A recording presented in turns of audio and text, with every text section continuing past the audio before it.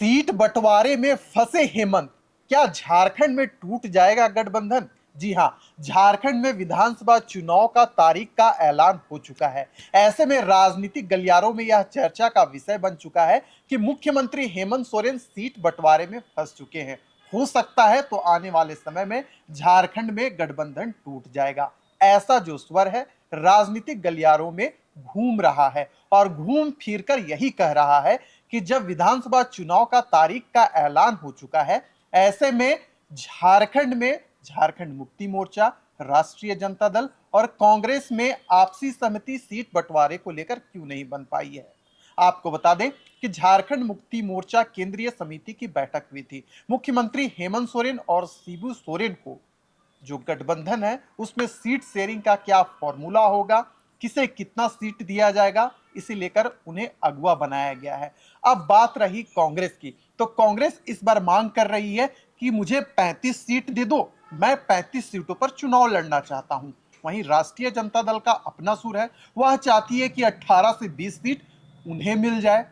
वहीं अगर हम जो वामदल है उनकी बात करें तो वह भी मांग रही है कि मुझे भी 7 से 8 सीटें दे दो, मैं भी झारखंड में विधानसभा चुनाव लड़ूंगा। ऐसे में गठबंधन धर्म रहा कहां, और यह कहीं ना कहीं हेमंत सोरेन के लिए सिरदर्द बन चुका है। एक और है, झारखंड मुक्ति मोर्चा भी चाह रही है कि हम 47 से 50 सीटों पर लड़े। अब भैया झारखंड में 81 विधानसभा सीट है, ऐसे में तो अगर 200 विधानसभा सीटें रहती तब बात समझ में आता। तो क्या वाकई में मुख्यमंत्री हेमंत सोरेन सीट बंटवारे में फंस चुके हैं? क्या वाकई में झारखंड में गठबंधन टूट जाएगा? चलिए, अब तारीख का ऐलान हो चुका है, 2 चरणों में चुनाव होगा। 13 नवंबर को पहले चरण के लिए वोटिंग दी जाएगी, तो वहीं दूसरा 20 नवंबर को वोटिंग दी जाएगी और 23 नवंबर को परिणाम आ जाएगा। लेकिन सीट बंटवारे को लेकर मुख्यमंत्री हेमंत सोरेन कहीं ना कहीं फंसते दिख रहे हैं। हमारे सहयोगी निरंजन जी इस वक्त हमारे साथ मौजूद हैं। निरंजन जी, मुझे दृश्य याद आ रहा है 2019 का, जब 43 सीटों पर झारखंड मुक्ति मोर्चा चुनाव लड़ी थी और 31 सीटें जीत कर आई थी। वही कांग्रेस का भी वही हाल, 31 और जीत कर आई थी 16, राजद 7 जीत कर आई थी 1। लेकिन इस बार सीट बंटवारे में कहीं ना कहीं मुख्यमंत्री हेमंत सोरेन फंसते दिख रहे हैं। क्या जानकारी है, क्या अपडेट है निरंजन जी?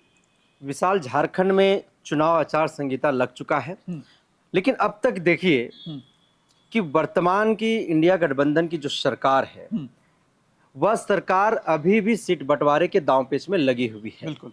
और हम सूत्रों की बात करें या फिर राजनीतिक पंडितों की बात करें तो हेमंत सोरेन को सीट बंटवारे का नेता बनाया गया है। उन्हें निर्णय लेना है कि झामुमो कितने सीट पर चुनाव लड़ेगी, कांग्रेस कितने सीट पर चुनाव लड़ेगी, राजद कितने सीट पर चुनाव लड़ेगी। और अब इस इंडिया गठबंधन में एक दूसरे दल का एंट्री हो गया है, वाम दल का। बिल्कुल। वाम दल ने भी 5 सीटों पर अपनी डिमांड रखी है कि हमें 5 सीट जो है अगर इंडिया गठबंधन देती है तो हम इंडिया गठबंधन के साथ होंगे। बिल्कुल। वहीं राष्ट्रीय कांग्रेस पार्टी वो भी इस बार 35 सीटों की डिमांड कर रही है। बिल्कुल। लेकिन झारखंड मुक्ति मोर्चा झारखंड में सबसे बड़ी पार्टी है।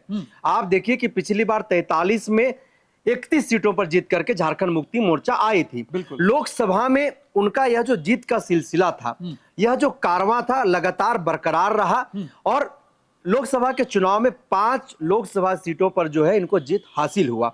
अब ऐसे में देखिए कि झारखंड की जो राजनीति है वह इस राजनीति में इंडिया गठबंधन का जो सीट का बंटवारा है वह बंटवारे का पेच फंस गया है। अब देखिए, आपको नई बात बता रहा हूं मैं कि भारत आदिवासी पार्टी ने भी इंडिया गठबंधन को एक न्योता भेजा है। उन्होंने कहा है कि हम भी चाहते हैं कि अगर भाजपा को यह जो इंडिया गठबंधन है, झारखंड मुक्ति मोर्चा है, अगर रोकना चाहती है, अपने दुश्मन को रोकना चाहती, सीधे तौर पर उन्होंने इस बात को कहा है कि हम उसके साथ आना चाहते हैं ताकि हम अपने दुश्मन को और ताकत के साथ हरा सके। इसका संदर्भ उन्होंने यह भी बताया विशाल कि जिस तरह से मुख्यमंत्री हेमंत सोरेन को, एक आदिवासी बेटे को, एक आदिवासी को परेशान किया भाजपा ने, कहीं ना कहीं उससे हम लोग भी आक्रोशित हैं। हम लोगों के अंदर भी जो है कहीं ना कहीं एक याहत हुई है। आप इसी को लेकर के देखिए कि अब तक, अब चुनाव आचार संहिता लगने के बावजूद अब तक जो है सीट बंटवारे पर मुहर नहीं लगा, अब तक जो है विराम नहीं लग पाया है। और लगातार कहीं ना कहीं इंडिया गठबंधन के जो बड़े नेता हैं, शीर्ष नेता हैं, वो टेलीफोनिक ही सही लेकिन कहीं ना कहीं लोग जो हैं वो बातचीत कर रहे हैं और अभी तक ये क्लियर नहीं हो पाया है। एक तरफ देखिए कि झारखंड मुक्ति मोर्चा के जो केंद्रीय महासचिव हैं सुप्रियो भट्टाचार्य, उन्होंने पिछले दिनों जो है सीधे तौर पर इंडिया राष्ट्रीय कांग्रेस पार्टी को आंख भी दिखा दिया कि अगर आप ज्यादा उछलिएगा तो झारखंड मुक्ति मोर्चा 81 सीटों पर चुनाव लड़ने के लिए बिल्कुल तैयार है। बिल्कुल। तो वहीं आप देखिए कि इनके जो प्रभारी हैं, चुनाव प्रभारी झारखंड प्रदेश के जो मीर हैं, ये अहमद साहब ने सीधे तौर पर कहा कि अगर हम 20 सीटें या 25 सीटें जीत करके इस बार आते हैं तो मुख्यमंत्री हमारा होगा। रोटेशन प्रोसेस में भी हम जो है मानने के लिए तैयार हैं, लेकिन झारखंड मुक्ति मोर्चा इसको कतई स्वीकार नहीं करना चाह रहा है। लेकिन सबसे बड़ा जो यहाँ पर आज के दिन जो सीट बंटवारे पर जो पेच फंस रही है, हेमंत सोरेन जहां पर फंस रहे हैं वह है वाम दल का घटक अब इंडिया गठबंधन का जो हिस्सा बनने जा रहा है। आखिर 7 सीट आरजेडी 2019 में लड़ा, बिल्कुल, तो 60 सीटों में से उसको कितने सीट काटेंगे हम लोग कि 5 सीट इसको देंगे। हम 31 कांग्रेस को दिए थे, कांग्रेस का कितना सीट काटेंगे, उसकी सीट शेयरिंग जो है वाम दल की तरफ बढ़ाएंगे। झामुमो खुद 43 पे लड़ा, अपना सीट कितना काटेगा ये। तो ये जो बड़ा पेच है, इस पेच को सुलझा पाने में फिलहाल झारखंड मुक्ति मोर्चा कि जो नेता हैं, इंडिया गठबंधन ने जिनको सीट शेयरिंग का जिम्मेवारी दिया हेमंत सोरेन को, फिलहाल इस जाल में फंस चुके हैं। उन्हें समझ में नहीं आ रहा है कि आखिर हम किसका सीट काटें, किसका सीट नहीं काटें।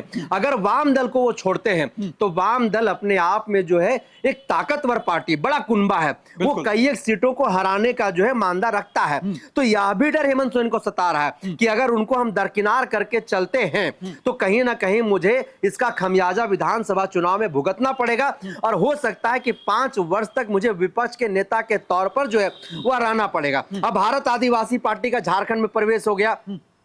भारत आदिवासी पार्टी भी जो है आदिवासियों के जल जंगल जमीन के मुद्दे पर राजनीति कर रही है, जिन मुद्दों पर झामुमो करती आई है। तो कहीं ना कहीं जब उनका नेता इनके पास पहुंचा है, इनके नेता की कहीं ना कहीं गोपनीय बैठक भी हुई, बातचीत भी हुई है, जो सूत्रों के हवाले से पता चला है। तो कहीं ना कहीं उस घटक को भी जो है झामुमो को शामिल करना होगा।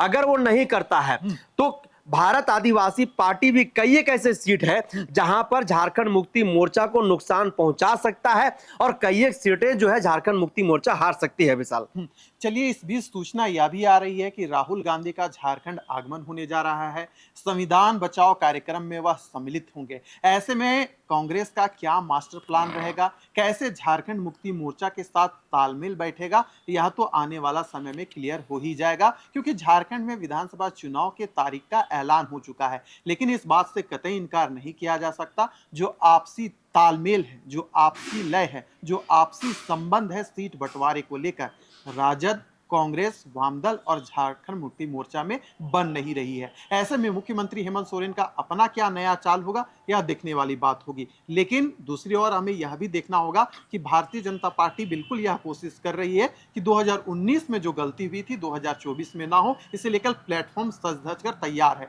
लेकिन वहां भी सीट बंटवारे को लेकर जो आपसी झगड़ा है वह बखूबी देखा जा रहा है। एक बात और है कि मुख्यमंत्री हेमंत सोरेन ने कई तरह का जनहित में योजना लाकर जो बैटिंग है वह कर दिया है, लेकिन अब जरूरत है इंटरनल इंजीनियरिंग का, इंटरनल मैनेजमेंट का। यह तय करना है कांग्रेस को और राष्ट्रीय जनता दल को कि कैसे आपसी समन्वय बनाया जाए। निरंजन जी, बिल्कुल विशाल, अब देखिए, अब जरूरत है इंटरनली जो इंजीनियरिंग है अब आने के सीधे तौर पर अब यहाँ पर एक रणनीतिकार की जरूरत है, एक मैनेजमेंट की जो टीम है जो रणनीति बनाता है।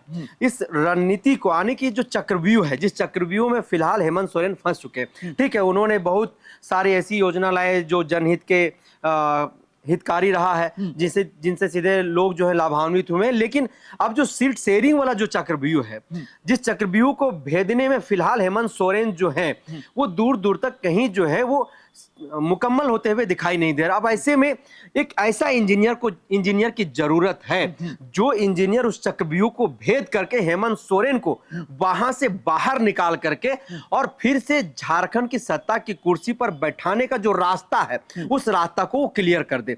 ऐसे में चुनौती जो है वो आसान नहीं है, बेहद ही चुनौतीपूर्ण झामुमो के सामने जो है वो चुनौती है।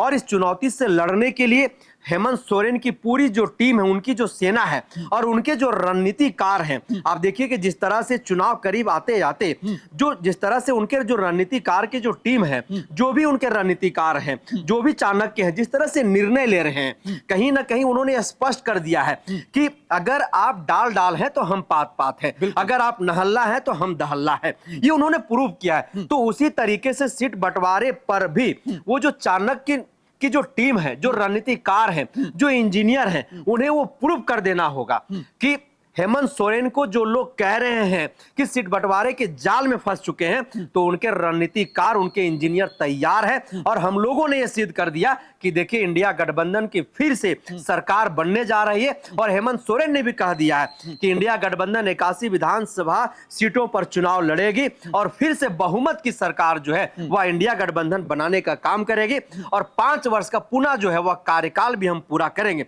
लेकिन यह तमाम चीजें जो है भविष्य के घर में है। लेकिन फिलहाल की जो सिनेरियो है, जो तस्वीर है, वह तस्वीर यही कह रही है कि हेमंत सोरेन जो है वह सीट बंटवारे के जाल में, चक्रव्यूह में पूरी तरीके से फंस चुके हैं। और ऐसे में सूत्र बता रहे हैं कि झारखंड में इंडिया गठबंधन का जो गठबंधन है वो टूटना तय है।